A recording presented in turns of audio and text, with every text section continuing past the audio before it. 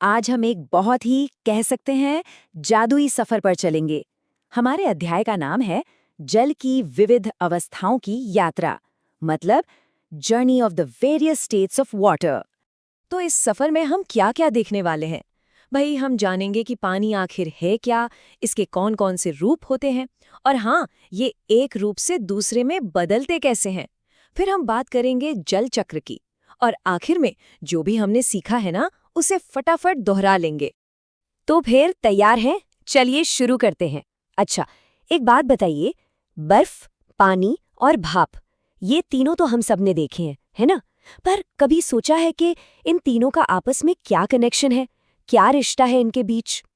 हाँ, बिल्कुल सही सोचा। ये तीनों असल में एक ही चीज हैं, एक ही पदार्थ यानी जल के अलग अलग चेहरे हैं। तो सबसे पहले चलिए बात करते हैं पानी के उन 3 खास रूपों की या अवस्थाओं की, जिनमें ये हमें आसपास देखने को मिलता है। देखिए, सबसे पहली अवस्था है ठोस, जैसे बर्फ। एकदम सही। ये कठोर होती है, इसका एक फिक्स आकार होता है और हम इसे हाथ में पकड़ सकते हैं, है ना? अच्छा, दूसरी अवस्था है द्रव, यानी हमारा आम पानी जिसे हम पीते हैं। इसकी खासियत क्या है? ये बहता है और इसका अपना कोई आकार नहीं होता। आप इसे ग्लास में डालो तो ग्लास जैसा, बॉटल में डालो तो बॉटल जैसा हो जाता है। और तीसरी अवस्था, वो है गैस, जिसे हम जल वाष्प भी कहते हैं। ये तो हमें दिखती भी नहीं है और हवा में चारों तरफ फैल जाती है। और पता है सबसे मजेदार बात क्या है? पानी हमेशा एक ही रूप में नहीं रहता, ये अपनी अवस्था बदल सकता है। चलिए अब यही समझते हैं कि आखिर ये जादू होता कैसे है। तो जब पानी द्रव से गैस में, मतलब भाप में बदलता है, तो इस प्रोसेस को हम कहते हैं वाष्पीकरण।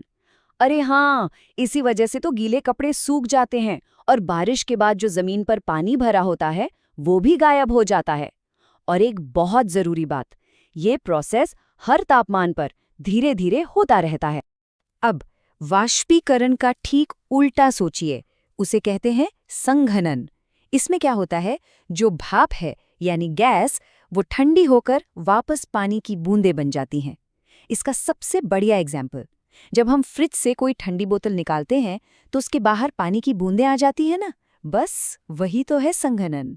इसी तरह जब कोई ठोस चीज जैसे कि बर्फ गर्मी मिलने पर पिघलकर पानी बन जाती है तो उसे कहते हैं पिघलना।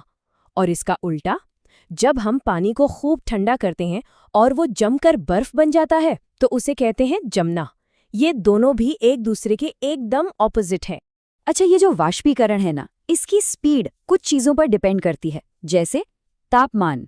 जितनी ज्यादा गर्मी होगी, पानी उतनी ही तेजी से भाप बनेगा। फिर है सतह का क्षेत्रफल, मतलब आप कपड़े फैलाकर सुखाते हैं तो जल्दी सूखते हैं ना, बस वही, क्योंकि एरिया बढ़ गया।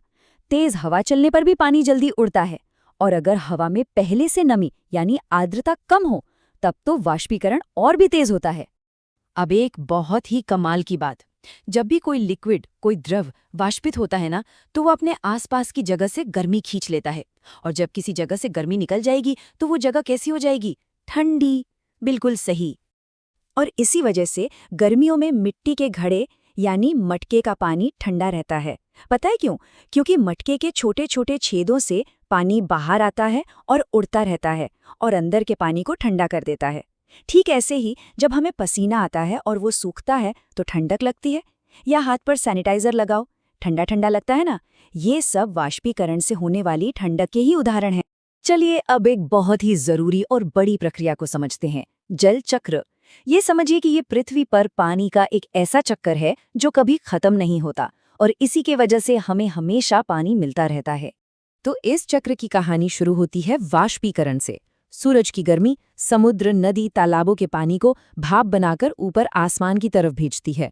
अब ऊपर जाकर ये भाप ठंडी हो जाती है और संघनन की वजह से छोटे छोटे बादलों में बदल जाती है।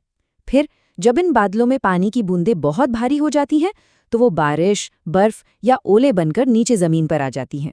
और आखिर में ये सारा पानी बहकर वापस नदियों और समुद्रों में पहुंच जाता है। और बस ये चक्र फिर से शुरू हो जाता है ना कमाल? अच्छा, जो हमने संघनन के बारे में पढ़ा, उसे और अच्छे से समझने के लिए चलिए एक छोटी सी एक्टिविटी करते हैं। इसे आप सब अपने घर पर भी कर सकते हैं। करना क्या है? बहुत आसान है। एक साफ गिलास लीजिए, उसे आधा पानी से भरिए, फिर उसमें बर्फ के कुछ टुकड़े डाल दीजिए और बस 5 मिनट इंतजार कीजिए और ध्यान से देखिए कि गिलास के बाहर क्या हो रहा है।